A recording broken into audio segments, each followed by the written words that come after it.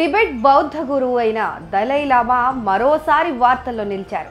ఆయన కొత్తగా రాసిన ఓ పుస్తకంలో ఆయనకు వారసుడు వస్తాడని, తన ధర్మాన్ని కాపాడేందుకు ఒకరు వస్తున్నాడని, అది కూడా చైనా బయటే తన వారసుడు జన్మిస్తాడని రాసుకొచ్చారు. తన తరువాత దలై లామా వారసత్వం కొనసాగాలని ఆయన రాసిన వాయిస్ ఫర్ ది వాయిస్లెస్ లో ఆయన కోరారు. నిన్న విడుదలైన ఈ పుస్తకాన్ని ఓ ఆంగ్ల వార్తా సంస్థ సమీక్షించింది.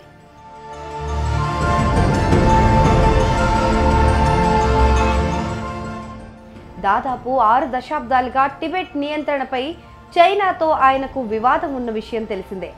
అయితే గతంలో ఓ సందర్భంలో దలై లామా మాట్లాడుతూ తన తర్వాత ఈ పరంపర ముగిసిపోవచ్చని ఆందోళన వ్యక్తం చేశారు. కానీ తాజాగా పుస్తకంలో మాత్రం చైనా బయట పుడతానని పేర్కొన్నారు. అంటే తానే మళ్ళీ పుడతానని, ఆ పునర్జన్మ టిబెట్ బయట జరుగుతుందని, అది భారత్లో కూడా కావచ్చని ఆయన పేర్కొన్నారు.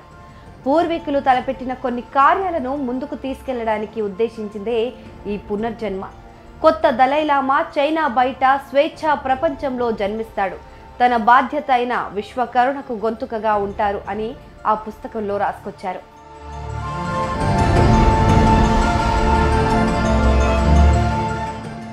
అయితే 14వ దలై లామాగా మారిన టెంజియన్ గ్యాట్సో 23వ ఏటే టిబెట్ నుంచి భారత్కు వలస వచ్చారు. నాడు తమ ప్రాంతాన్ని ఆక్రమించిన చైనాకు వ్యతిరేకంగా ఆయన గళం విప్పారు. టిబెట్ వాదాన్ని సజీవంగా ఉంచినందుకు ఆయనకు 1989లో నోబెల్ శాంతి బహుమతి కూడా వచ్చింది. తన వారసుడిగా చైనా ప్రకటించే వ్యక్తికి ఎటువంటి గౌరవం లభించదని ఆయన గతంలో వెల్లడించారు.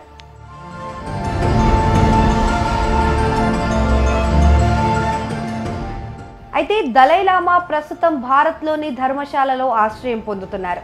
ఆయన అక్కడి నుంచే తన వారసుడిని ఎంపిక చేయనున్నారు.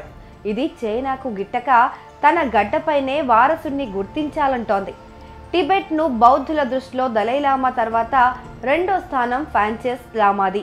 ఈ పదవికి దలై లామా ఎంపిక చేసిన బాలుడిని కాదని, చైనా తనే ఒక బాలుడిని నియమించినా టిబెటన్ల ఆమోదం పొందడంలో అతడు విఫలమయ్యాడు. ఈ నేపథ్యంలో ఇప్పుడు కొత్త వారసుడి ఎంపికపై అంతా ఆసక్తి నెలకొంది. పైగా తాను భారత్లో పుట్టొచ్చు అని అనడం మరింత చర్చనీయాంశంగా మారింది.